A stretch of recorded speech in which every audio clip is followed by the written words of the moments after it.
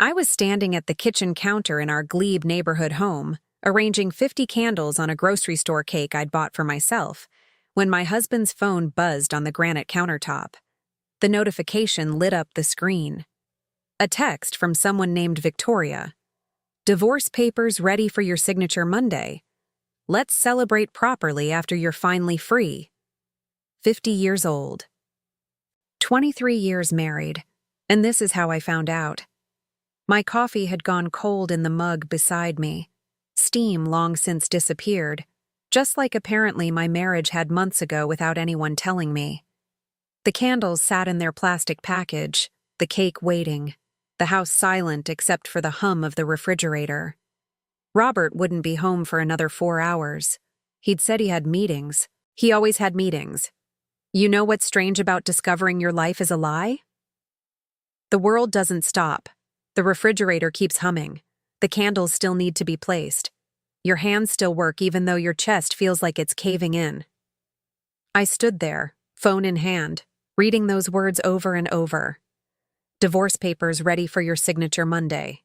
Let's celebrate properly after you're finally free. Finally free. As if I'd been his prison instead of his partner. I'd spent 23 years making this marriage work. 23 years. I'd left my position as a senior policy analyst at Finance Canada when Robert's consulting firm started taking off, when he said he needed me to handle the entertaining, the networking dinners, the impression management. Just for a few years, he'd said. That was 2008. The global financial crisis was unfolding, and I was positioned to be part of the government response team. But Robert had stood in our old apartment kitchen, the one in Sandy Hill before we could afford the Glebe, and he'd held my hands and told me he needed me. That his firm was at a critical growth point, that he couldn't do it without me. So I'd given my notice. I'd walked away from a pension, benefits, a career trajectory that had me positioned for director level by 40. I'd told myself it was temporary, that I was investing in our future, in the business we were building together. Except it was never we. It was always his firm, his success, his achievement. I was just the woman who made it possible. What I got in return was a subscription to a meal kit service for my birthday 3 years ago. Last year, he forgot entirely. The year before that, a gift card to a spa. Except when I tried to use it, I discovered it only had $47 on it, not the $200 he'd claimed. He'd used the rest himself for a massage. A misunderstanding. Here, he'd called it when I mentioned it quietly, not wanting to seem ungrateful. I picked up his phone. No password. He'd never needed one, apparently, because I'd never thought to look. The arrogance of that stung almost as much as the message itself. He hadn't even bothered to protect his secrets because he'd never imagined I'd be curious enough, brave enough, suspicious enough to search. The thread with Victoria went back 7 months. 7 months of good morning beautiful and can't wait to see you tonight, and this meeting is torture when all I want is to be with you. 7 months of my husband building a love story with someone else while I organized his dry cleaning and managed his calendar and reminded him about his mother's birthday. I scrolled through the messages with hands that had stopped shaking. That was strange too.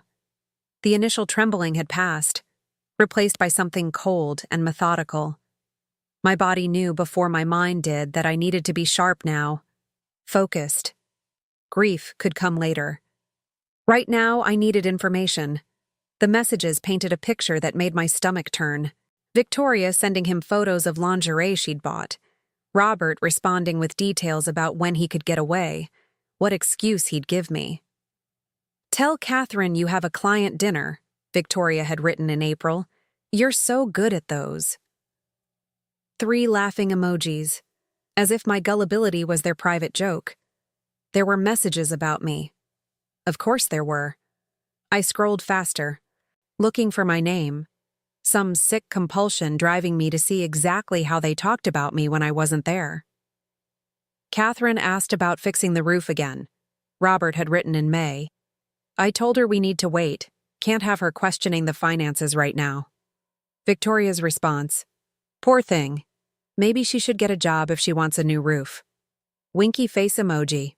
Poor thing. As if I was a pet, a dependent, a burden to be pitied and managed. But that wasn't what made my hands shake so badly I nearly dropped the phone. It was the message from 3 weeks ago. The Westboro condo is perfect. Can't wait to start our real life there. A condo, in Westboro. He'd bought a condo with her, while I'd been asking him if we could finally fix the roof that leaked in the back bedroom, the one that had been leaking for 2 years. He'd been shopping for a love nest with his mistress. I set the phone down carefully on the counter, right next to the pathetic grocery store cake with its blank white frosting. My vision had gone strange, everything too sharp and too distant at the same time. The kitchen tiles beneath my feet, the ones I'd chosen 15 years ago when we renovated, suddenly looked like they belonged in someone else's house. Everything felt unfamiliar. The cabinets I'd painted 3 summers ago when Robert said we couldn't afford to hire someone. The curtains I'd sewn because custom window treatments were too expensive. The herb garden on the windowsill that I maintained because Robert liked fresh basil in his pasta. I'd built this life with my own hands, and he was preparing to walk away from it. From me. On Monday. In 3 days. I walked to the window and stared out at our backyard. The garden I'd planted 5 springs ago. The patio stones I'd laid myself, watching YouTube videos to learn how. The fence I'd painted last summer while Robert was at a conference in Montreal. Had he been with her then? Had they laughed about me sweating in the July heat, painting a fence for a house that was already half hers in his mind? The neighbor's cat was sitting on our back fence cleaning its paws. Everything looked normal. The afternoon sun slanting through the maple tree. The grass needing to be cut. A plastic toy from the neighbor's kids in the corner of our yard. The world was exactly the same as it had been an hour ago, but I was different. Everything was different. I had 72 hours. The papers were ready for Monday, which meant he planned to serve me then. Probably over breakfast, casual as asking me to pass the butter. I could picture it so clearly it made my stomach turn. He'd wait until I'd poured his coffee, until I was sitting down with my own cup, and then he'd slide the papers across the table. Maybe he'd even rehearse the speech. Something about how we'd grown apart. How we wanted different things. How this was for the best. He would control the narrative. He would sit me down with his lawyer, with Victoria, and tell me how this was going to go. What I'd get, what I wouldn't get, how grateful I should be that he was being so reasonable, unless I knew everything first. I picked up the phone again. My hands were steady now. I took screenshots of everything. Every message, every photo, every casual cruelty. My phone's camera shutter clicked over and over in the silent kitchen. Click, click, click.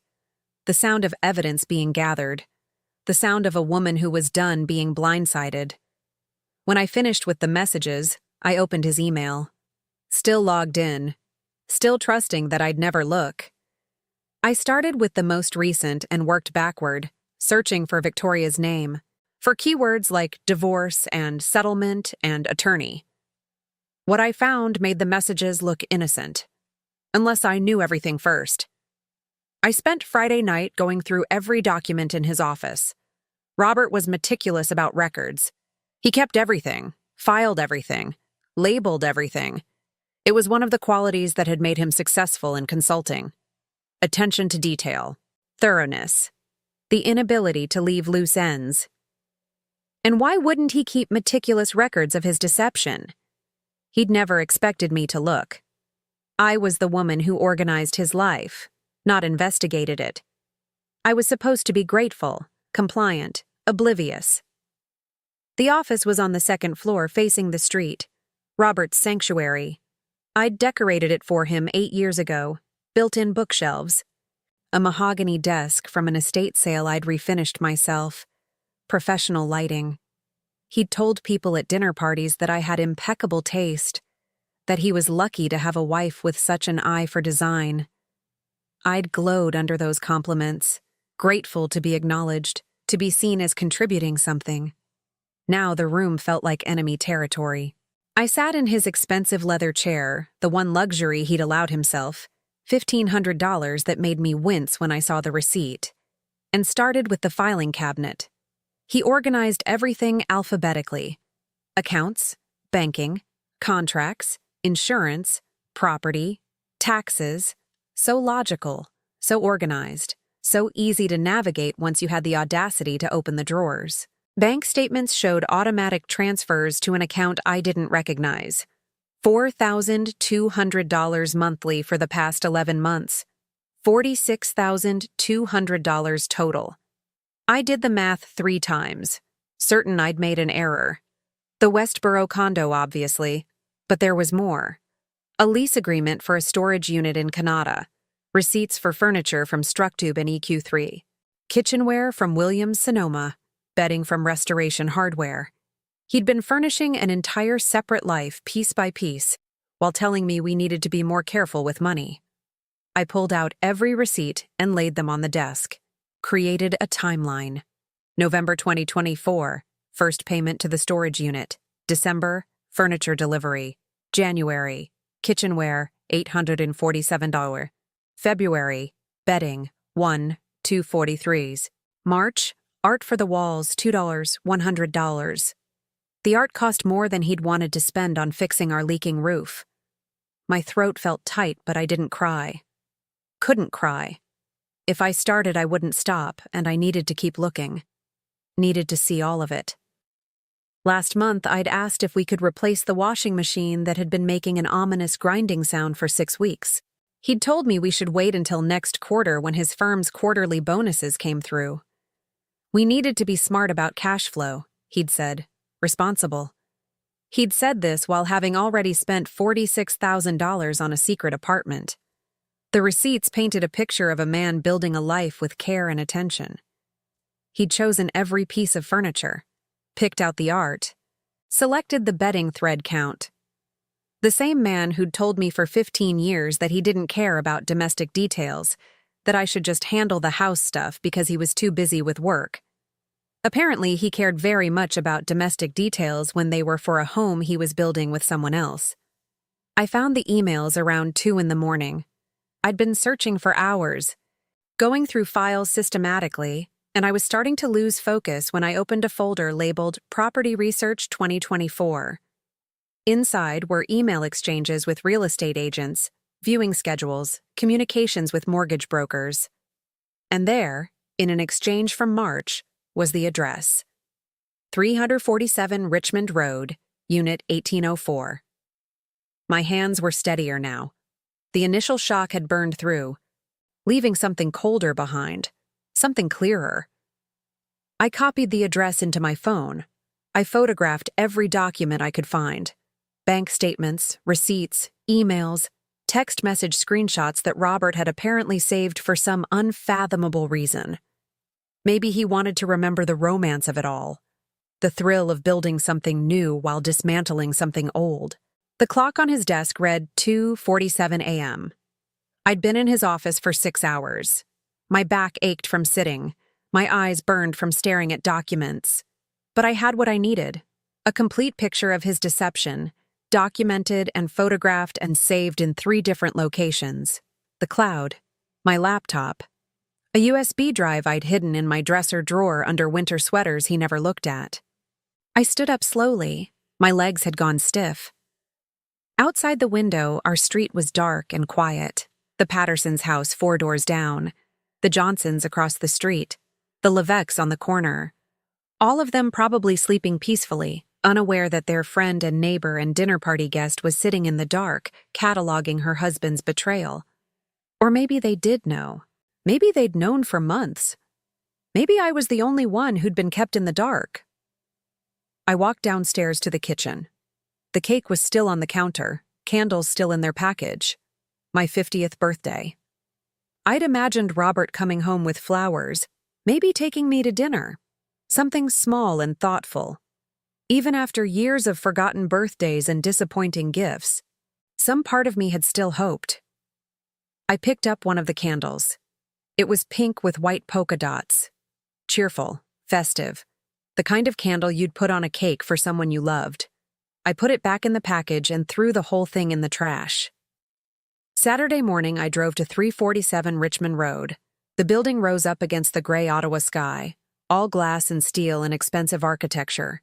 The kind of place Robert always said we couldn't afford when I suggested downsizing from our aging house that needed $30,000 in roof repairs, that had ancient electrical wiring, that had a furnace from 1987 that made concerning noises every winter. The parking garage was underground, all concrete and fluorescent lighting. I found a visitor spot and sat in my car for 5 minutes, trying to decide if I really wanted to do this, if I really wanted to see the life he'd built without me. But I did. I needed to see it, needed to understand the full scope of what was happening. Knowledge was the only power I had right now. The lobby had marble floors and modern art on the walls and a doorman in a suit. I walked up to the desk with my shoulders back and my face arranged in the pleasant expression I'd perfected over 23 years of corporate dinners. The expression that said I belonged, that I was supposed to be here, that there was no reason to question my presence. "Good morning," I said to the doorman. "I'm here to see my husband, Robert Henley, Unit 1804. The man smiled and waved me through without hesitation. Why would he question me? I looked exactly like the kind of woman who'd be visiting a resident of this building. Well-dressed in an understated way, polite, unthreatening, middle-aged and therefore essentially invisible. "He's expecting me," I added, unnecessary, but the lie came easily. 23 years of managing social situations had made me fluent in casual deception. Ironic, really, that the skills I'd developed as Robert's wife were now what I'd use to investigate his betrayal. The elevator ride to the 18th floor felt like descending into cold water. Everything muffled, everything slowed. My reflection in the polished steel doors looked like a stranger. When had I started looking so tired? When had these lines appeared around my mouth? I'd been so busy managing Robert's life that I'd stopped seeing my own face. The hallway on the 18th floor was quiet and carpeted. Expensive watercolors on the walls, soft lighting, the smell of expensive candles and fresh paint. Unit 1804 was at the end of the hall, with a small table beside the door holding a vase of fresh flowers. White roses. Someone, Victoria, obviously, had made this welcoming, made this feel like home. I used the spare key I'd found taped inside his desk drawer. It was labeled storage, but it was the right size for a door lock, and I'd learned not to trust Robert's labels. The lock turned smoothly. The door swung open into a space that took my breath away. The condo was beautiful. Scandinavian furniture in clean lines and natural wood. Art on the walls. And yes, that was the original painting that had disappeared from our living room 6 months ago. The one he said he'd sent out for cleaning. It had never come back. Now I knew why. Fresh flowers sat in a vase on the dining table. White roses and eucalyptus. The exact arrangement I used to make for his office before I realized he never noticed them. Apparently, he noticed them now. Someone was keeping this place welcoming, lived in, loved. The living room had floor-to-ceiling windows overlooking the city. I could see the Parliament buildings in the distance, the Ottawa River, the Gatineau Hills beyond. The view alone probably cost a fortune in rent. The furniture was new. I recognized the couch from the Structube receipt. Gray linen, modern lines, throw pillows in muted blues and greens, a coffee table with art books carefully arranged, a bar cart with expensive liquor, the bottles gleaming in the morning light. This was the life Robert wanted. Clean, modern, sophisticated. Nothing like our house in the Glebe with its aging infrastructure and DIY repairs and rooms full of furniture we'd accumulated over 23 years. This was a fresh start. A blank canvas. A place with no history, no memories, no evidence of me. I walked through the space slowly, taking it all in. The dining table was set with expensive place settings. Williams-Sonoma, probably. The kitchen had high-end appliances, an espresso machine that cost more than our monthly grocery budget. The counters were clear, except for a ceramic bowl filled with fresh fruit. It was perfect. Magazine perfect. The kind of space that said the people who lived here had their lives together, had taste and money and sophistication. I wanted to break something, to shatter that perfection, to leave evidence that I'd been here, that I knew, that I mattered. But I didn't. Instead, I kept walking, kept documenting. My phone's camera captured every detail: the expensive couch, the art, the place settings, the espresso machine, evidence of marital assets being used to fund a separate life. The bathroom had a woman's silk robe on the back of the door, navy blue with white piping, expensive. The kind of robe I used to buy for myself before I started feeling guilty about spending money on anything that wasn't essential. Expensive skincare products lined up on the vanity: La Mer moisturizer, SK2 facial treatment essence, products I'd stopped buying because Robert always raised his eyebrows at the cost, made comments about priorities, suggested that maybe I didn't need such expensive creams at my age. Apparently Victoria needed them, deserved them, was worth the investment. I opened the medicine cabinet, more expensive products, a prescription bottle with Victoria's name, birth control pills. The date was from 2 weeks ago, filled at a pharmacy in Westboro. She was living here, actually living here, not just visiting. This was her home. The bedroom was where it all crystallized into something so painful I had to sit down on the edge of the bed. And on the nightstand, in a silver frame, a photograph. Robert with a woman I recognized from the legal directory I'd consulted when I first started researching divorce attorneys 3 months ago. Not because I was planning to leave him. Because I was trying to understand what would happen if he ever left me. Trying to prepare myself for a possibility that had felt distant and theoretical until Friday night. Victoria Ashford, partner at Drummond and Associates, family law specialist, rated one of Ottawa's top divorce attorneys, 38 years old according to her bio, beautiful in that polished professional way that came from expensive haircuts and good genes, and not having spent 23 years subordinating your own needs to someone else's career. His lawyer wasn't just his lawyer. She was his future wife, already living in their future home, already wearing the life he'd been secretly financing with what I now understood was our money. Money from the business I'd helped build, money from contracts I'd helped secure, money from a life I'd helped create. I stood in that bedroom for a long time, looking at their photograph. They were on a beach somewhere warm. Robert's skin was tan, and his smile was genuine, the real smile he used to give me in the early years. Before I became furniture, before I became the person who managed logistics while he lived his actual life somewhere else.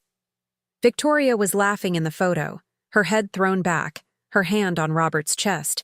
She wore a white sundress and looked carefree and happy and young. Everything I hadn't felt in years. Everything I'd stopped believing I deserved to feel.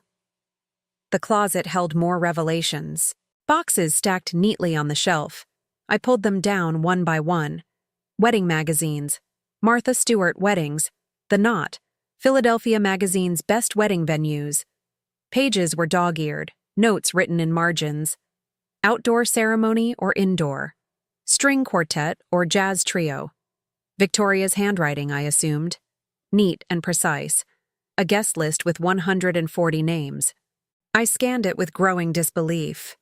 My sister Jennifer was on it, my best friend Margaret, our neighbors the Pattersons, people from Robert's firm, people who knew me, people who'd been to our house, who'd eaten meals at our table, who'd hugged me at Christmas parties and told me what a lovely couple Robert and I made. They were planning to invite people who knew me, people who knew us. They were going to stand up in front of our friends and family and celebrate a marriage that began before mine had legally ended. They were going to make everyone choose sides, and they'd calculated that people would choose Robert, the successful consultant, the charming dinner party host, the man with money and status and a beautiful young wife. Not me. The woman who'd stopped working, who'd gained weight over the years, who'd faded into the background of her own life. The date circled in red pen was June 14th. Exactly 3 months from Monday, when he planned to serve the divorce papers. He'd already calculated how long a divorce would take to finalize. He'd done the research, filed the timeline, planned his next wedding while still legally married to me. But it was the prenuptial agreement draft that turned my shock into something else entirely. Something colder, sharper, more dangerous. The document outlined the terms of Robert and Victoria's future marriage. Robert would retain all assets from his first marriage, having fairly divided them with his former wife per legal agreement. I flipped to the back, to the divorce settlement he'd already drawn up for us. For me, the settlement he'd prepared without my knowledge, without my input, without my consent. The house, worth $1.1 million even needing repairs, he kept. His firm, valued at $3.4 million according to the most recent assessment, he kept. My settlement. $85,000 and an agreement not to seek spousal support because I'd failed to maintain employment during the marriage by choice. By choice. As if I hadn't given up everything when he asked me to. As if I hadn't spent 15 years building his business while he built his bank account. As if the Morrison contract and the Levesque merger and the Patterson account and 17 other major deals hadn't happened, because I'd spent months cultivating relationships with the wives and partners of decision-makers, because I'd done the research and the preparation and the strategic thinking that Robert then presented as his own brilliance. I contributed nothing. That's what this document said. $85,000 for 23 years of unpaid labor. $3,696 per year. About $308 per month. $10.27 per day for building someone else's empire. I photographed everything, every page of every document, every receipt, every email, every message thread I could access from his laptop that sat charging on the kitchen counter, password helpfully saved. And then I found the real treasure.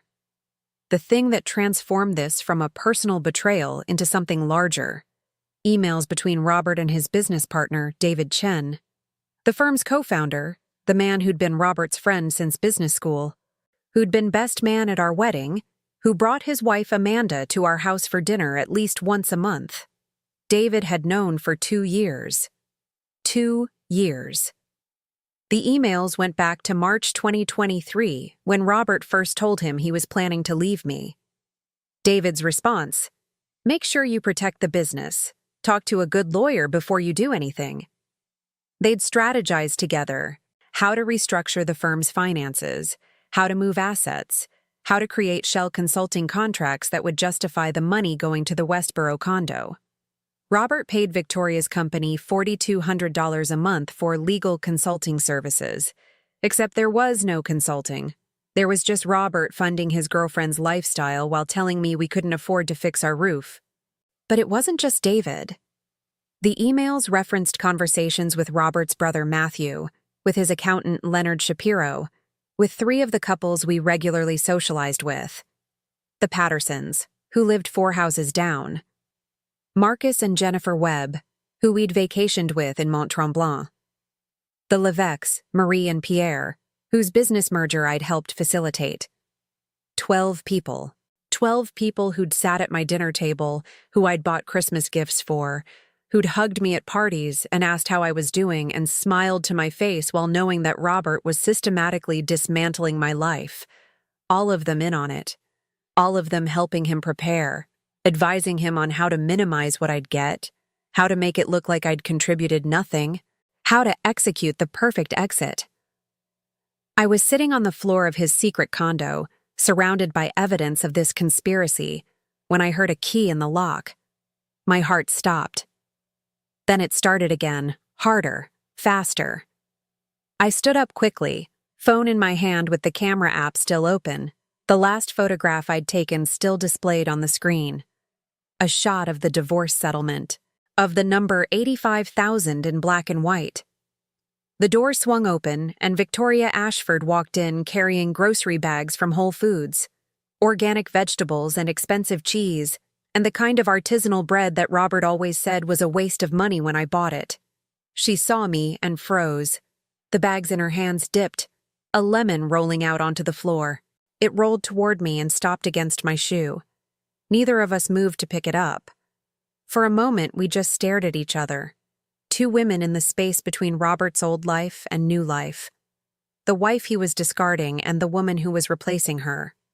She was wearing activewear, expensive Lululemon leggings and a matching top. Her hair was in a ponytail, face fresh and glowing with the kind of skin that came from regular facials and 8 hours of sleep and not spending 20 years stressed about someone else's happiness. She looked younger than her photos, vibrant, alive. I wondered what she saw when she looked at me. Probably exactly what Robert saw. A middle-aged woman in jeans and a sweater. Hair that needed cutting. Face that needed, what? Youth? Transformation? To belong to someone else? What are you doing here? Her voice was sharp, professional. Lawyer voice. The voice that probably intimidated opposing counsel in court. I looked at her. Really looked at her. She was wearing yoga pants and a cashmere sweater, hair pulled back in a ponytail. Younger than I expected. Maybe 38, like her bio said, maybe 40. Beautiful in that effortless way that came from not having spent 2 decades subordinating yourself to someone else's needs. She looked rested, happy, like someone living her real life instead of someone managing the logistics of someone else's. In my husband's condo that he's paying for with marital assets. I kept my voice level, calm. 23 years of corporate dinners had taught me how to maintain composure when everything inside was screaming. Learning about my divorce before he planned to tell me. Victoria's face cycled through emotions. Shock first, genuine surprise that I was here, that I knew. Then calculation. I could literally see her lawyer brain kick in, assessing the situation, measuring risks, planning responses, then defensiveness, shoulders straightening, chin lifting. "You need to leave," she said. "This is private property." "Is it?" I held up my phone, showing her the screen. The photograph of the lease agreement, her name in black and white. "Because I don't think Robert's name is on the lease. I think yours is.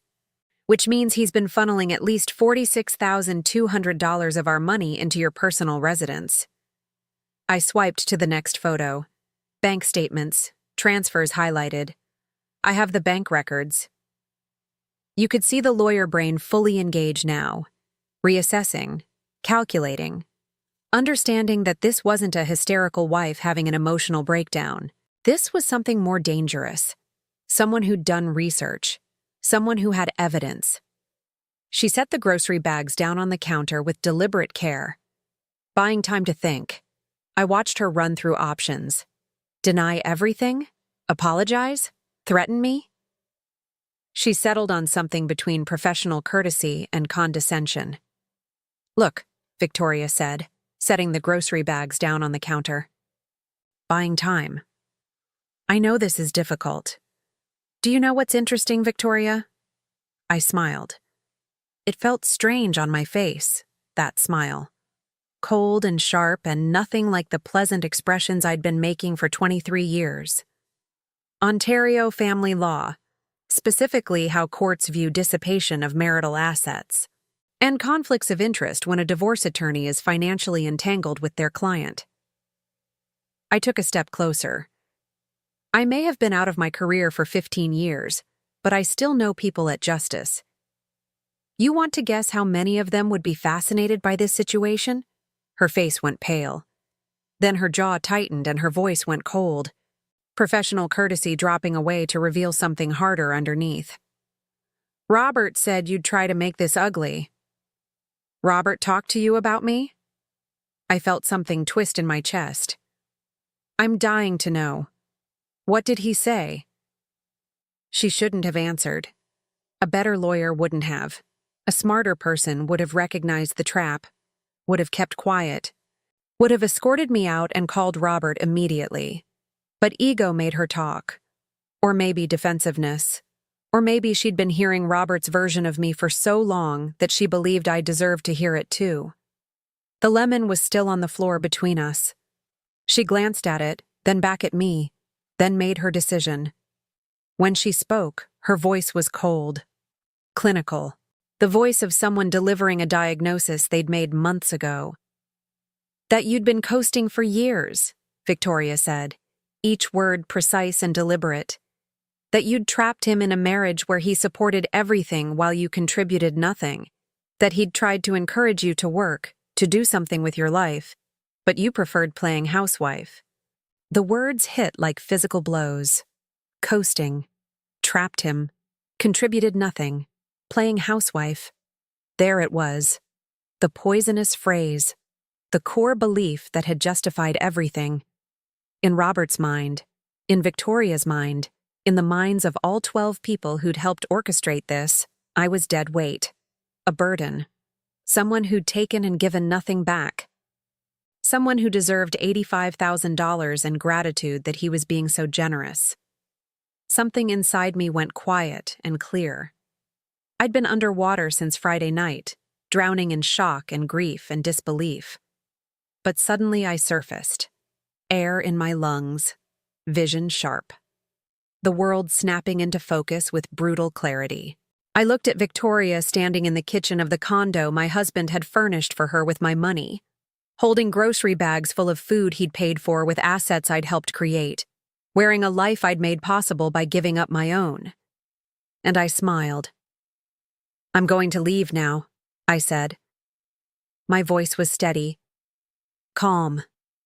The voice of someone who knew exactly what she was going to do next. "But you should tell Robert that I know everything. All of it. The emails, the documents, the timeline, the guest list for your wedding. Tell him I have photographs of all of it. And tell him he should expect me Monday morning." I walked past her. The lemon was still on the floor between us. I stepped over it carefully and didn't look back. In the elevator, my hands started shaking. The adrenaline that had kept me calm and focused drained away all at once, leaving me hollow. I gripped the handrail and stared at my reflection in the polished steel. The woman looking back at me had tears on her cheeks. I hadn't even realized I was crying. By the time I reached my car in the parking garage, I was sobbing. Great heaving sobs that made my whole body shake. I sat in the driver's seat with the door closed and let it all out. 23 years of trying, of believing, of hoping. 23 years of making myself smaller so Robert could be bigger. 23 years of telling myself it would get better. That this was just a phase, that marriage was work and I just needed to work harder. All of it for a man who'd spent 7 months building a new life and 2 years planning how to leave me with nothing. I cried until I couldn't breathe, until my throat was raw and my eyes were swollen and I had nothing left inside. And then I drove home. The drive back felt different than the drive there. On the way to the condo, I'd been operating on adrenaline and shock. Now I felt hollowed out. Empty. Like someone had reached inside and scooped out everything that made me who I was, leaving just a shell driving a car through Saturday afternoon traffic.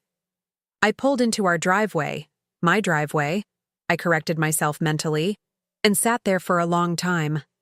The house looked exactly the same as when I'd left it 2 hours ago. Same chipped paint on the front door that I'd been asking Robert to fix. Same overgrown hedges that needed trimming. Same crack in the driveway that had been there for 3 years. Everything the same. Everything different. Inside, the house felt enormous and too quiet. I walked through rooms I'd lived in for 17 years and felt like a stranger. The living room where I'd hosted 94 dinners. The kitchen where I'd made thousands of meals. The bedroom where I'd slept beside a man who was sleeping with someone else in a nicer bed, in a nicer apartment that he'd furnished with our money. I went upstairs to my closet, to the back corner where I kept a box of mementos from my career at Finance Canada. I hadn't opened it in years, hadn't wanted to be reminded of what I'd given up. But I opened it now. Inside were performance reviews, excellent across the board. A letter from my director when I'd helped resolve a major policy conflict. Your strategic thinking and diplomatic approach made all the difference. An award for outstanding contribution to the department. Photos from team events, conferences, presentations. Evidence of a woman who'd contributed something. who'd been valued, who'd had her own identity before she became Robert's wife. I sat on the bedroom floor with these artifacts of my old life spread around me and let myself grieve. Not just for my marriage ending, for all the years I'd spent believing Robert's version of reality, that his work mattered more than mine, that his career was the priority, that my contribution was supporting him, not building something of my own. I cried for the woman in these photos who'd been so confident, so capable, so full of potential. The woman who'd walked away from all of it because someone she loved had asked her to. And then I stopped crying. Because grief wasn't enough. Grief wouldn't protect me when Robert served those papers on Monday. Grief wouldn't get me a fair settlement. Grief wouldn't prove that I'd contributed everything. I needed allies. I needed witnesses. I needed people who knew the truth. Sunday I made calls. The first was to Amanda Chen, David's wife. We'd been friendly for years, or so I'd thought. Coffee every few weeks, book club once a month, the kind of comfortable friendship between women whose husbands worked together. I asked her to meet me for coffee at Bridgehead on Bank Street. She arrived looking relaxed and happy, wearing jeans and a sweater, hair still damp from a shower. "This is a nice surprise," she said, hugging me. "I feel like we haven't talked in forever." 3 weeks, I said. "We had coffee 3 weeks ago."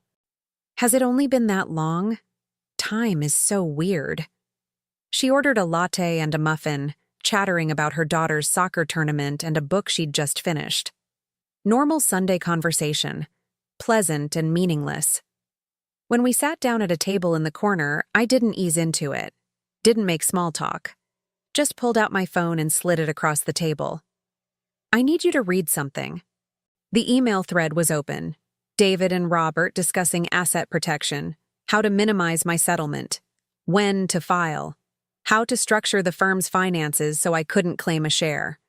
When I showed her the emails proving David had helped Robert hide assets, something in her face cracked. The pleasant mask she'd been wearing, the carefully maintained expression of someone having a normal Sunday coffee date, fractured and fell away. What was underneath looked like pain. I watched the color drain from her face, watched her scroll through the messages with shaking hands, watched her expression change from confusion to comprehension to something that looked like horror. "I told him this was wrong," she said quietly. Her hands were wrapped around her coffee mug, but she wasn't drinking, just holding it like she needed something to grip. "I told him you didn't deserve this." "But you didn't tell me?" "No." She looked down at her hands. The knuckles were white. "I didn't, and I'm sorry." The words hung there, inadequate and too late, and all she had to offer. "Did you know about Victoria?" "Not until 3 months ago." Amanda's voice was barely audible. "David said Robert was happier than he'd been in years, that you two had grown apart. He made it sound mutual, like you knew somehow, like this was something you'd both agreed to even if you hadn't made it official yet." I slid a copy of the divorce settlement across the table, the one Robert had drawn up, the one that gave me $85,000 and called my choice to leave my career a personal failure. "Does this look mutual?" Amanda read it. I watched her expression change from confusion to comprehension to something that looked like rage. When she looked up, her eyes were wet. "David told me you'd agreed to this. He said you wanted a clean break and didn't want the house, that you were ready to move on." Her voice shook. "He lied to me. He lied to both of us." I kept my voice gentle. They all did. 12 people knew Robert was planning this. 12 people helped him prepare. And they told their spouses whatever story would keep them from warning me. I watched her transform in real time, from complicit friend to ally. From someone who'd thought she was keeping her husband's confidence in a difficult situation to someone who understood she'd been made part of a coordinated deception. Betrayal is clarifying. It burns away everything except the truth. "What do you need?" Amanda asked. "Robert's planning to tell everyone his version tomorrow. Get ahead of the narrative." Control the story before I can contradict it. He's having a dinner party tomorrow night. People from his firm's board, business associates, friends.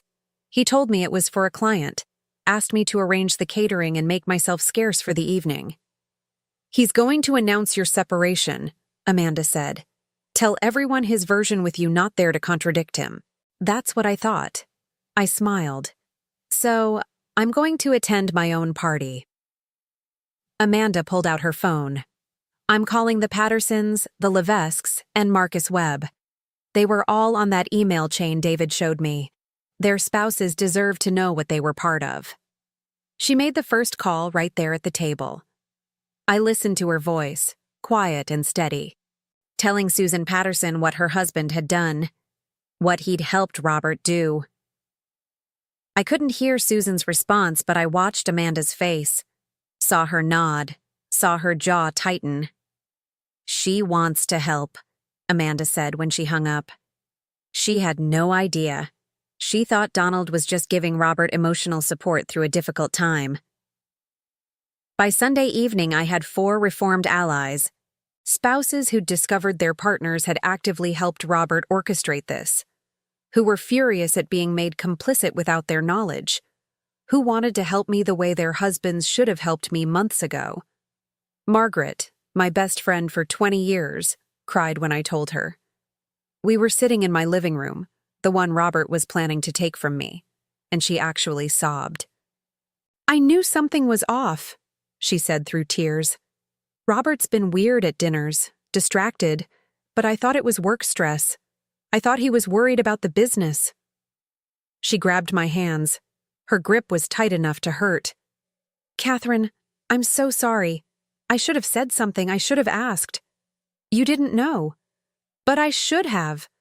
Margaret wiped her eyes, mascara smearing. I'm your best friend. I should have noticed. Should have asked if you were okay. If things were okay between you two. I just assumed... Her voice broke. I assumed you'd tell me if something was wrong. I didn't know anything was wrong until Friday. He's been planning this for months and you had no idea. Margaret's voice was fierce now, angry. That's not a marriage failing. That's a betrayal. That's calculated deception. But I should have. Margaret wiped her eyes. What can I do? Tell me what you need. Robert's dinner party tomorrow. He's planning to control the narrative. Tell everyone we've separated, that it's mutual, that we want different things. I looked at my best friend. I need witnesses who know the truth. I'll be there, Margaret said immediately. And I'll bring Stephen. Robert can't claim it's mutual if people who actually know you are there to contradict him. Monday morning, I went to a salon on Bank Street. I'd been wearing my hair the same way for a decade. Shoulder length, softly layered, the kind of style that didn't draw attention at Robert's corporate events. Safe, modest, forgettable. The kind of hair that blended into backgrounds at networking dinners. I told the stylist to do whatever she thought would make me look powerful. She studied me in the mirror for a long moment. You want to look like someone who's done being invisible, she said. Yes, exactly that. When I left 2 hours later, my hair was shorter, sharper, modern. An asymmetrical bob that framed my face and made my cheekbones visible. The stylist had added subtle highlights that caught the light. I looked like someone who made decisions. Someone who mattered. I bought new clothes. Not expensive. I was still conscious of money, still worried about how much I'd actually end up with after the divorce. But deliberate.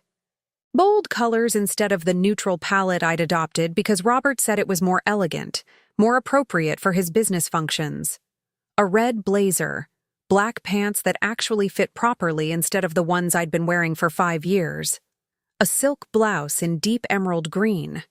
I stood differently in them, shoulders back, eyes level. The woman in the dressing room mirror looked like someone you'd believe when she spoke. Someone you'd take seriously. Someone who contributed something. At 7 p.m., I walked into my own house where Robert's dinner party was in full swing. 16 people in the living room, standing in clusters with wine glasses and cocktails. The catering I'd arranged laid out beautifully on the dining table. Hors d'oeuvres from artisan bakery, wine from the LCBO, the expensive bottles Robert had specifically requested, the bartender I'd hired mixing drinks at the bar we'd set up in the corner. Robert saw me first. He was standing near the fireplace, holding court with 3 members of his firm's board of directors. Mid-sentence about something, gesturing with his wine glass, that confident smile on his face. Then his eyes landed on me and the color drained from his skin. The wine glass dipped in his hand. He actually took a step backward. His mouth opened. No sound came out. He looked like he'd seen a ghost. In a way, I suppose he had. The ghost of the wife he'd written off, the woman he'd assumed would disappear quietly when told to. "Darling," I said. Loud enough for everyone to hear. Loud enough that conversation stopped, heads turned, the room went quiet. "I hope I'm not late." The silence was absolute. You could hear ice shifting in glasses, someone's phone buzzing in their pocket, the caterer moving in the kitchen, unaware of the tension in the other room. Every person there knew something. Either they were part of Robert's conspiracy, or they'd been told his version of events. I recognized Gerald Stratton from the firm's board of directors, the Johnsons, our neighbors from 3 doors down, Robert's brother Matthew, who'd apparently been advising him on asset protection for 2 years. And in the corner, looking equally pale, Victoria Ashford in a navy dress and heels, holding a glass of white wine like a shield. "Catherine?" Robert's voice was strangled. "What are you—" "We discussed that I'd make myself scarce." I smiled. The same cold, sharp smile I'd given Victoria on Saturday. "I changed my mind. This is my house, too. At least for now." I could see him calculating, trying to figure out what I knew, how much I knew, how to play this. You could literally see his mind working, cycling through options, discarding them, searching for the right approach. He defaulted to his usual tactic, dismissive authority. The tone he used when he thought I was being unreasonable about something. "You're being dramatic," he said, loud enough for everyone to hear, establishing the narrative. Difficult wife. Overreacting. "These are important guests, and this isn't the time to discuss your divorce plans?" I kept my voice pleasant, conversational. "I agree. It seems inappropriate. But apparently you'd planned to announce our separation tonight anyway, so I thought I should be here for that conversation." The room rippled. Several people shifted uncomfortably. A board member, Gerald Stratton, frowned at Robert. "What's she talking about?" "It's complicated," Robert started, but I interrupted. "It's actually quite simple." I moved further into the room. People stepped back, creating space around me like I was something dangerous. "Robert's been planning to divorce me for at least 7 months. He's been living in a second residence with his attorney, Victoria Ashford." I gestured to her, watched her flinch like I'd thrown something. "And he's already drawn up a settlement that gives me $85,000 from a marital estate worth over $4 million. The room erupted in murmurs. People turned to stare at Victoria. She'd gone pale, the wine glass trembling slightly in her hand. Robert's face had turned red. Victoria stepped forward, lawyer instincts kicking in. "Damage control. You're oversimplifying complex—" "Am I?" I pulled out my phone. "Should I show them the prenuptial agreement you two have drafted for after our divorce is final? The one with the June wedding date circled? Or maybe the emails where my husband and his business partner discuss how to hide assets so I can't access them in the settlement?" Amanda Chen stepped forward from where she'd been standing in the hallway. I'd given her a key earlier, told her to let herself in, to position herself where she could hear everything. "I can confirm those emails exist. My husband wrote several of them." David Chen, standing near the bar, went completely still. The drink in his hand might as well have been frozen there. Robert's face went from pale to red. Actual red, like all the blood that had drained away came rushing back with reinforcements. This is completely inappropriate. Catherine, you're embarrassing yourself. I contributed nothing, right? I kept my voice level, calm. The same tone I'd used for 23 years when discussing his schedule, his preferences, his needs. That's what you told Victoria. What you've been telling everyone, that you supported me while I coasted. You haven't worked in 15 years. His voice was rising, getting louder, the control slipping.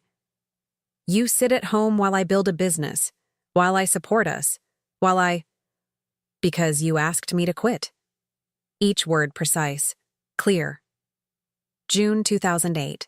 You sat me down in our apartment kitchen and said your firm needed me more than Finance Canada did. You said you needed someone to handle the client entertainment, the networking, the image management. You said it would be temporary. 2 years, maybe 3, until the firm was stable. The room was watching Robert now, not me, him. That was your choice, he started, but I talked over him.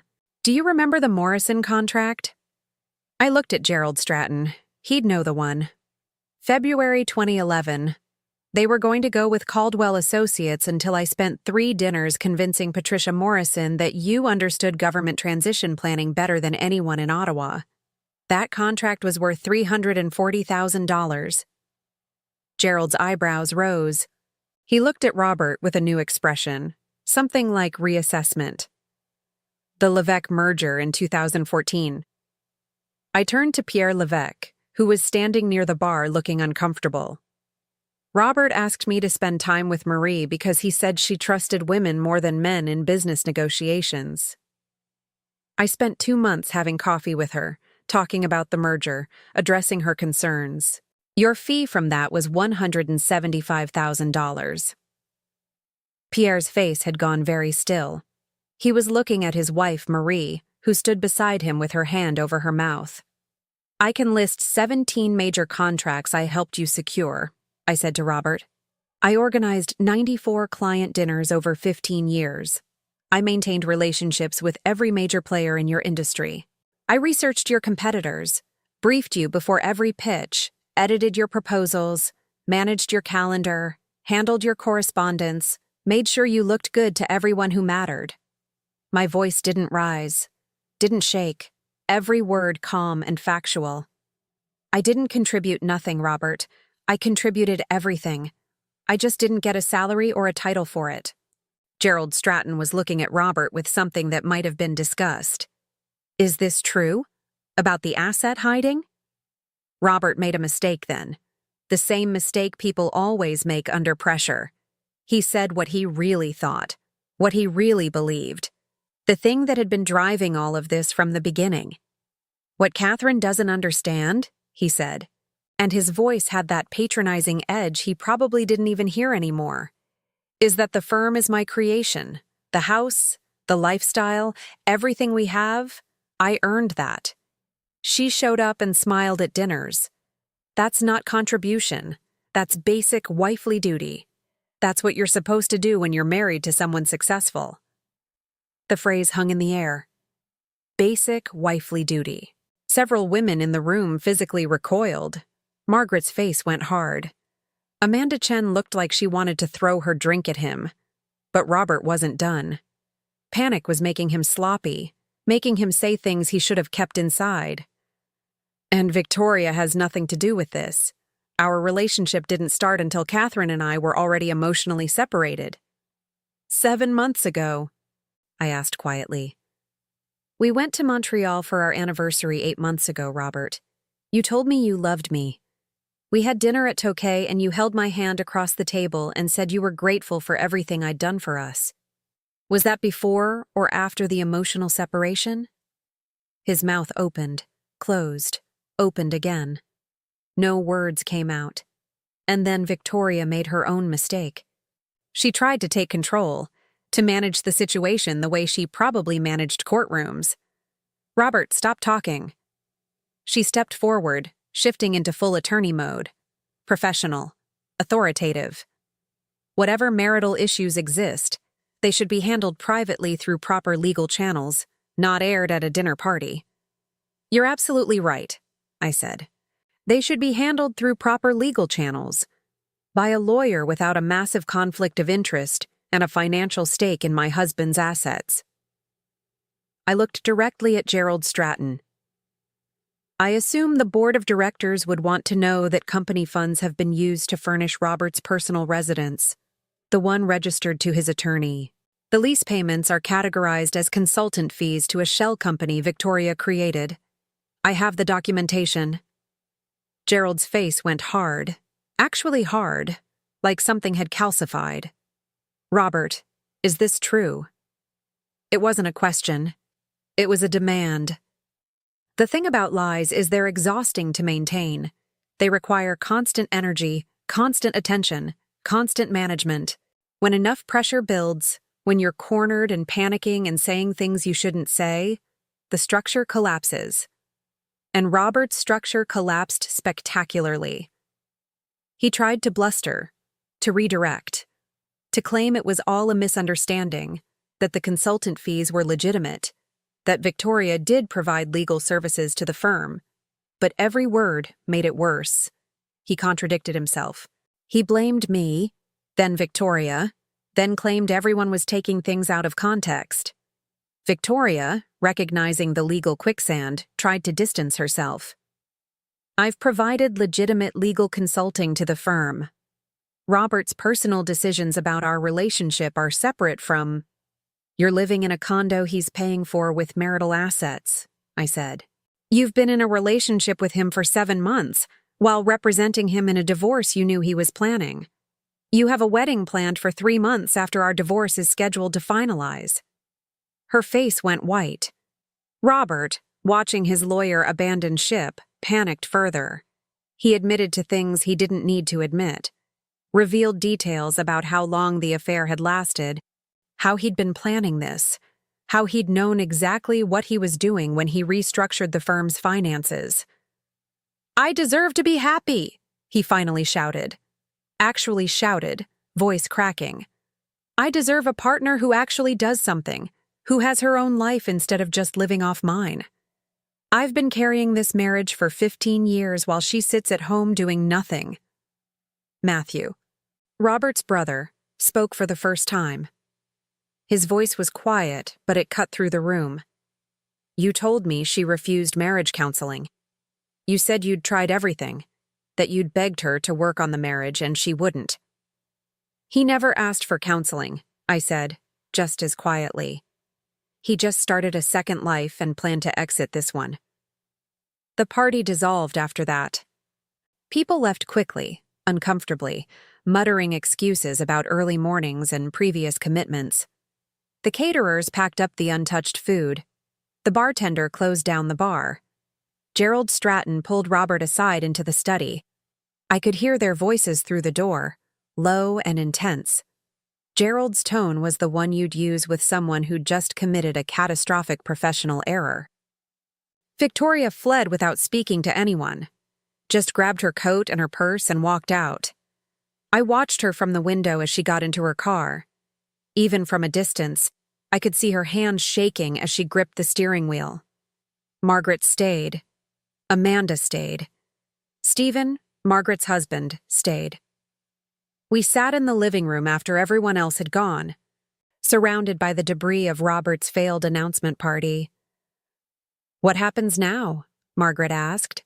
I looked around my living room, the one I'd decorated, the one where I'd hosted 94 dinners for Robert's clients, the one he'd tried to take from me. Now, I said, I get a real lawyer, someone who isn't sleeping with my husband, and I fight for what I've earned. The divorce took 9 months. Victoria had to recuse herself due to the obvious conflicts of interest. Robert's new lawyer reviewed the evidence I'd compiled, all of it, every document, every photograph, every email, and advised immediate settlement. I hired Jennifer Kowalski, a family law attorney Margaret had recommended. Jennifer was 56, had been practicing for 30 years, and had a reputation for being absolutely ruthless when it came to protecting her clients' interests. Our first meeting was in her office on Elgin Street, 3 days after the dinner party. "I've seen a lot in 30 years, Jennifer said, paging through the evidence I'd brought. "But this level of premeditation is remarkable. He didn't just plan to leave you. He planned to erase your contribution entirely." She looked up from the documents, her reading glasses perched on her nose. "We're going to make sure that doesn't happen. Ontario family law recognizes economic partnership in marriage. Every contract you helped secure, every dinner you organized, every relationship you maintained, that's quantifiable contribution to marital assets. We're going to document all of it and present it to the court." Over the next weeks, Jennifer and I built my case. We created spreadsheets showing every client dinner I'd organized, with dates, attendees, and the business outcomes. We traced 17 major contracts back to relationships I'd cultivated. We calculated the value of my work, the strategic consulting, the relationship management, the research and preparation I'd done for Robert's pitches. Jennifer brought in an economist who specialized in valuing unpaid labor. He calculated that my contribution over 15 years was worth approximately $8 million in consulting and business development services. Add in household management, social coordination, and career support, and the number climbed to over $2 million. "This is what you contributed," Jennifer said, showing me the final report. "This is what he owes you." The firm's board opened an investigation into the misuse of corporate funds, the consultant fees paid to Victoria's Shell Company, the transfers to the Westboro condo, the restructuring of assets that David Chen had helped orchestrate. Robert resigned 3 weeks later rather than face termination and potential legal action. Gerald Stratton called me personally to apologize. "The board had no idea," he said. His voice was stiff, formal, but there was genuine regret underneath. Robert presented the consultant fees as legitimate legal expenses. We trusted him. We shouldn't have. "No," I said. "You shouldn't have. But thank you for calling." David Chen also resigned, though Amanda told me he was forced out rather than leaving voluntarily. The board couldn't have 2 senior partners involved in financial improprieties. It was bad for the firm's reputation, bad for client confidence. Amanda and I met for coffee a few weeks after everything exploded.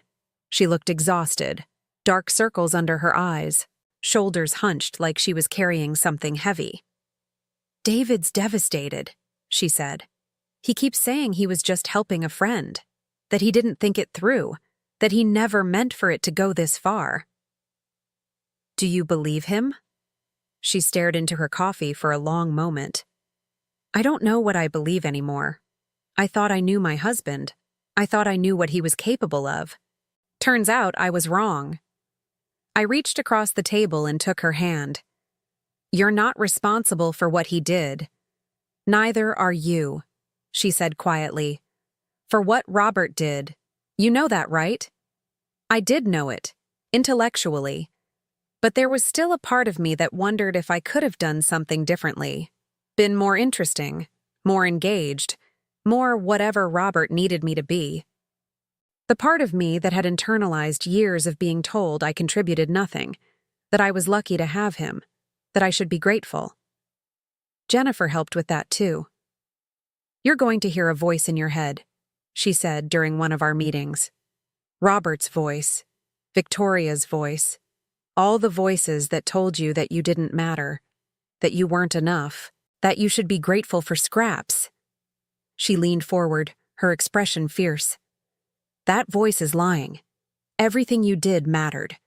Everything you built had value, and we're going to prove it in court. I got the house, half the firm's value, calculated at the point before Robert started hiding assets. Spousal support for 10 years, structured to account for the career I'd given up and the years of unpaid labor I'd contributed. And Robert had to return the $46,200 in marital funds he'd spent on the Westboro condo. The total settlement was worth just over $2.1 million. Not the half I should have gotten if Robert hadn't spent months trying to hide assets. But enough, more than enough. Robert's new consulting practice struggled. Word had spread about what he'd done, about the board investigation, about the financial improprieties. Gerald Stratton made sure of that. Not out of kindness to me, but because Robert had damaged the firm's reputation. Clients started moving their business elsewhere. The network Robert had built over 20 years started to fracture. Last I heard, he was working as an independent consultant out of a small office in Barhaven, taking contracts he never would have considered 5 years ago. Victoria was still with Drummond and Associates, though several high-profile clients quietly moved their business to other firms after the story spread through Ottawa's legal community. Conflicts of interest matter, even when, especially when, they involve powerful people. But here's what matters more than the legal outcome, more than the settlement numbers, more than Robert's professional collapse. 3 months after the divorce finalized, I was having coffee with Amanda Chen and Margaret at Bridgehead, the same location where Amanda and I had sat when I first showed her the evidence of what our husbands had done.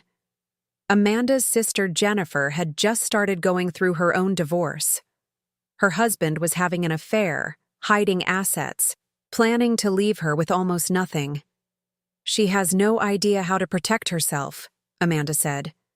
Her coffee sat untouched in front of her, going cold. "She's been out of work for 12 years. Marketing career, gave it up when their first kid was born. She thinks she has no options. She thinks she has to accept whatever he offers because she can't support herself." I thought about that woman, a stranger I'd never met. Someone 3 hours away in Toronto going through what I'd gone through, standing in her kitchen reading a message or overhearing a phone call or finding evidence of a life her husband had built without her, believing she had no power, no recourse, no value. "I could talk to her," I said. "Help her understand what to look for, what to document." Amanda looked at me. "Would you?" That conversation led to another, then another. Women who'd been told they contributed nothing, who'd given up careers to support husbands who were now erasing them from the story of their own lives. Women who needed someone to say, "Your work mattered, you have value, you can fight this." I started a consulting service 6 months after my divorce finalized. Not for profit, I didn't need the money, and charging for it would have felt wrong somehow. But because I'd learned something in that Westboro condo surrounded by evidence of my own erasure, documentation is power, knowledge is power, and believing you matter is the foundation of everything else. The first woman I helped was Amanda's sister Jennifer, the one in Toronto. We met at a coffee shop in her neighborhood, and she arrived looking exactly how I'd felt 6 months earlier. Exhausted, defeated. Like someone who'd been told so many times that she didn't matter that she'd started to believe it. "My husband says I have no right to half our assets," she said, hands wrapped around her coffee mug. "He says he earned everything while I was home with the kids, that I chose not to work, so I don't get to benefit from his hard work now." I'd heard those words before. Different voice, same poison. "Let me ask you something," I said. "While you were home with the kids, did you organize social events for his colleagues? Maintain relationships with important clients? Research his competitors? Prepare him for presentations?" She blinked. "Well, yes. He'd ask me to host dinners, to talk to the wives at corporate events. He said I was better at making people feel comfortable, that I should handle the social side while he handled the business." "And did he pay you for that work?" "Pay me?" She looked confused. "No, I was his wife. That's what you do." "That's what they tell us we do," I corrected gently. "But what you actually did was provide business development and relationship management services. If he'd hired someone to do that work, it would have cost thousands of dollars a year.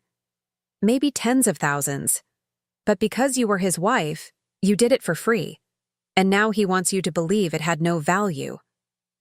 I watched her expression change, saw the moment the narrative shifted, saw her start to question the story she'd been told about her own life.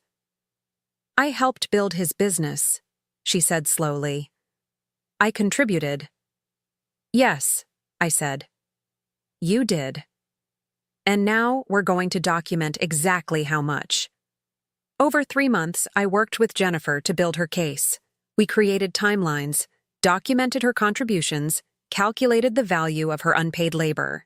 When her husband's lawyer saw the evidence, saw the spreadsheets and the calculations and the expert testimony we were prepared to present, they settled. Fair division of assets, spousal support, acknowledgement of her contribution. Jennifer called me crying when the settlement was finalized. I got the house, she said, and enough support to go back to school, to finish my degree, to start over. You didn't start over, I told her. You continued. You were always valuable. You just needed someone to help you prove it.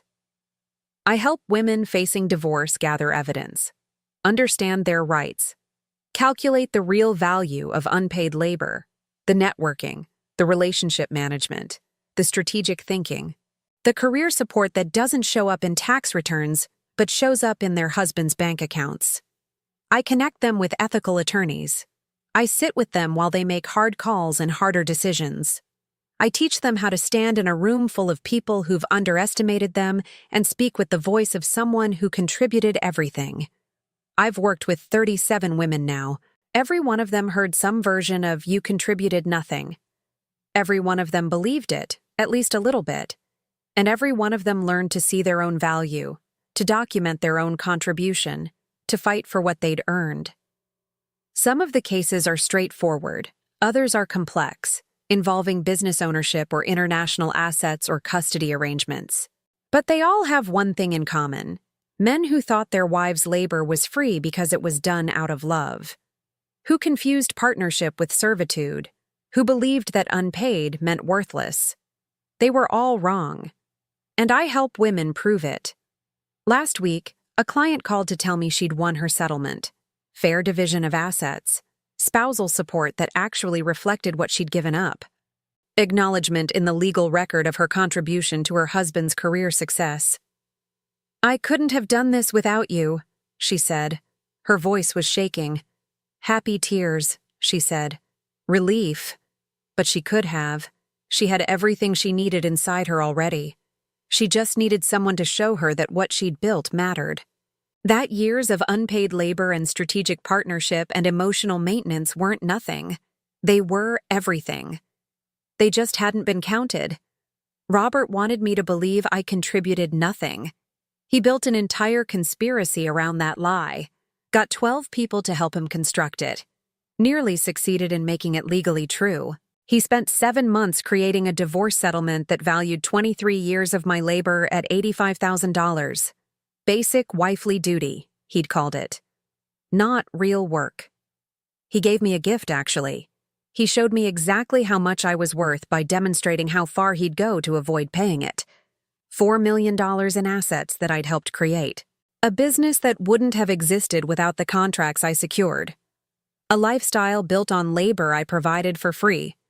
And when I finally calculated the value of that labor, when I presented it to a judge who actually understood what unpaid work meant, Robert couldn't argue. The evidence was overwhelming. Every dinner I'd organized, every relationship I'd maintained, every contract I'd researched and prepared him for, every client I'd cultivated, every strategic decision I'd influenced, all of it documented, all of it proven, all of it worth something after all. I'm 51 now. The house is mine, renovated and beautiful. The roof is fixed. The electrical is updated. The furnace is new and quiet and efficient. My consulting practice fills 3 days a week, more if I want it to, but I'm learning to value my own time. To understand that rest isn't laziness, that doing nothing is sometimes doing exactly what you need. The renovation took 4 months and cost more than Robert ever wanted to spend when we were married. New roof, new electrical, new plumbing, new furnace, fresh paint throughout, hardwood floors refinished, the kitchen completely redone with appliances that actually work. I hired a designer, a young woman named Sophia who had brilliant ideas about light and space and function. "What do you want this house to feel like?" she asked during our first meeting. I thought about that question, about the house as it had been. Dark corners and deferred maintenance and rooms organized around Robert's preferences. His office in the best room with the best light. His chair in the living room positioned for the optimal TV viewing. His schedule determining when we ate, when we socialized, when we lived. "I want it to feel like mine," I said. And now it does. The office is gone, converted into a library with floor-to-ceiling bookshelves and a reading nook that catches the morning sun. The living room is arranged for conversation, not television viewing. The kitchen has everything I need to cook the way I want to cook, not the way Robert liked to eat. I hosted my first dinner party in the renovated house 3 months ago. 8 women from my consulting practice. We ate and drank wine and talked about strategies for documenting contribution, about lawyers who understood economic partnership, about valuing our own labor. Margaret came, of course, and Amanda, and Susan Patterson, whose husband Donald had been part of Robert's conspiracy, but who'd become an ally once she knew the truth, and Jennifer from Toronto, who drove 3 hours to be there because she said she owed me. "You don't owe me anything," I told her. "Then I wanted to come," she said, "to see what life looks like on the other side." That's what my house represents now. The other side. The place you get to after you've fought for your value and won. After you've proven your contribution and claimed your share. After you've stopped believing the story someone else told about your worth and started writing your own. I'm considering teaching a course at Carleton University, Asset Protection in Divorce, the legal framework for valuing unpaid labor, how to document contribution that doesn't show up in paychecks. The dean of the business school is interested. She went through her own divorce 5 years ago and understood immediately why this matters. We met for lunch last week at a restaurant in the Byward Market. Dean Patricia Morrison, yes, the same Patricia Morrison whose contract I'd helped Robert secure in 2011. She'd remembered me from those dinners we'd had, the conversations about government transition planning. "I always thought you were wasted as a corporate wife," she said, cutting into her salad. "You had better strategic instincts than half the consultants Robert brought to meetings." Robert didn't think so. Robert was an idiot. She said it flatly, matter-of-factly. "I heard what he did, how he tried to cut you out of the settlement. I'm glad you fought back." We spent 2 hours designing the course. It would be part of the MBA program, an elective on economic partnership in marriage, how to value unpaid labor, how to protect yourself in case of divorce, how to document your contribution to joint assets. Most of our MBA students will spend more time learning about corporate finance than personal finance, Patricia said. They'll study business partnerships but not marriage partnerships. This course could change that. I'm scheduled to start teaching in January. 20 students already enrolled. Mostly women, but a few men too. All of them interested in understanding how marriage works as an economic partnership, not just an emotional one. Margaret and I are planning a trip to Portugal in the fall. 2 weeks. Just us. We've been talking about it for years, but there was always a reason not to go. Robert's schedule, the expense, the timing wasn't right.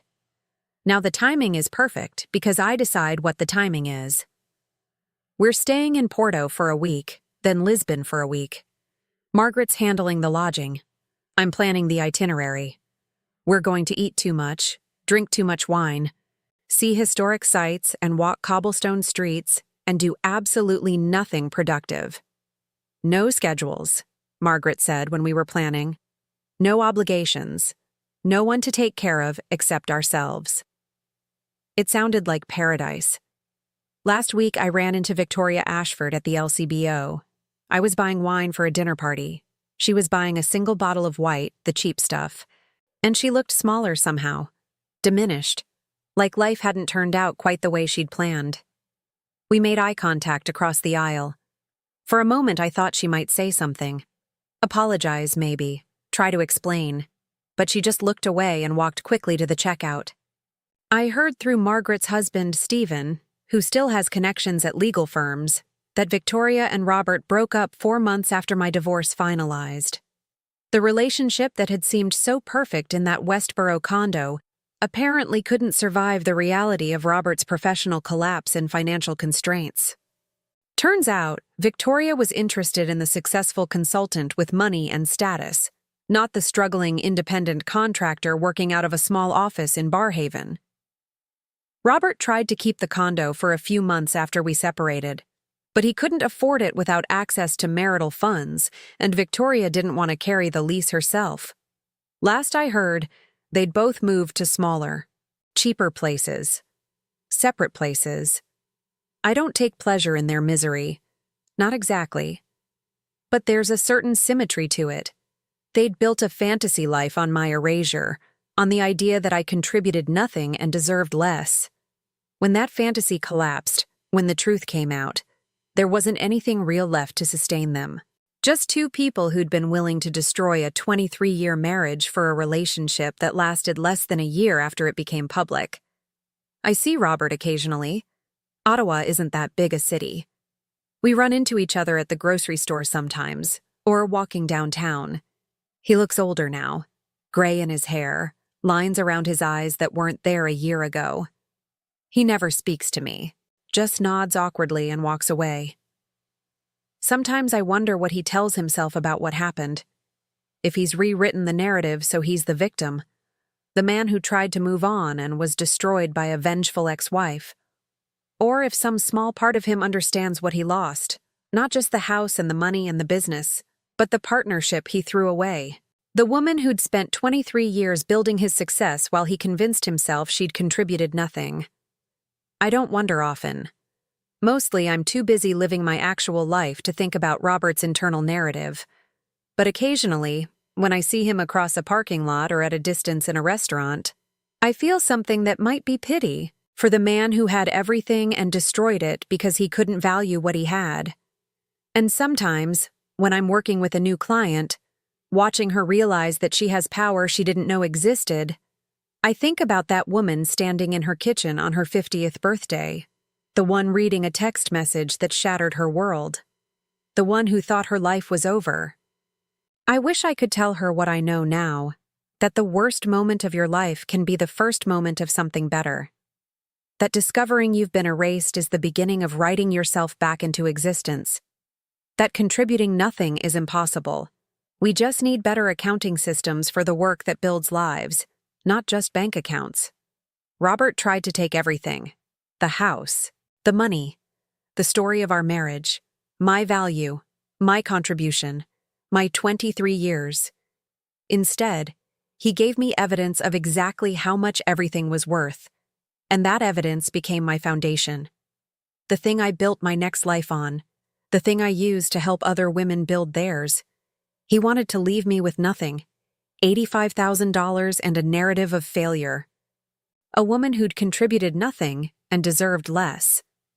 But I left with something he couldn't take and couldn't diminish. The knowledge that I'd built an empire, that my labor had value, that basic wifely duty was actually strategic partnership worth millions. And that made all the difference. You know what I've learned working with women going through what I went through?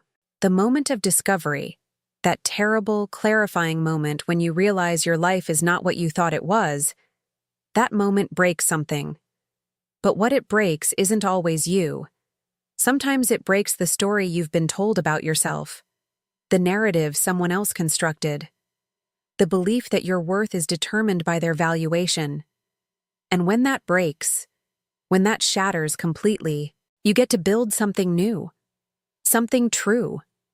Something that actually reflects the work you've done and the value you've created and the life you've built with your own hands, even if someone else's name was on the title. Robert gave me that moment, that gift of clarity. He showed me exactly what he thought I was worth, and in doing so, he showed me how wrong he was. Every woman I work with now gets that same gift. Not the betrayal. I wouldn't wish that on anyone. But the clarity, the documentation, the proof that what they built mattered, that they matter. That's worth more than any settlement, More than any house or bank account or divorce decree. That's worth everything. And I contributed that. All of it. Every single piece. When you're facing a difficult divorce, especially after years of marriage where you may have paused your career, the law actually has provisions designed to protect you. A recent study from the Canadian Research Institute for Law and the Family found that unpaid domestic labor contributes an average of $35,000 annually in economic value per household. Over a 20-year marriage, that's $700,000 in contribution that often goes unrecognized in divorce proceedings. The key is documentation. Courts increasingly recognize strategic partnership, career support, and relationship management as quantifiable contributions to marital assets. If you're in this situation, know that your work had value. The law is slowly catching up to that reality, and there are resources, people, systems designed to help you prove it. If this story resonated with you, I'd love to hear about it in the comments. Hit that like button if you believe unpaid labor deserves recognition. Subscribe if you want more stories about people finding their power in unexpected places. And tell me where you're watching from and what time it is where you are right now. I love knowing this community spans the whole world. The next video on your screen is about a woman who discovered her sister had been sabotaging her life for 15 years. The revenge is absolutely beautiful. You won't want to miss it.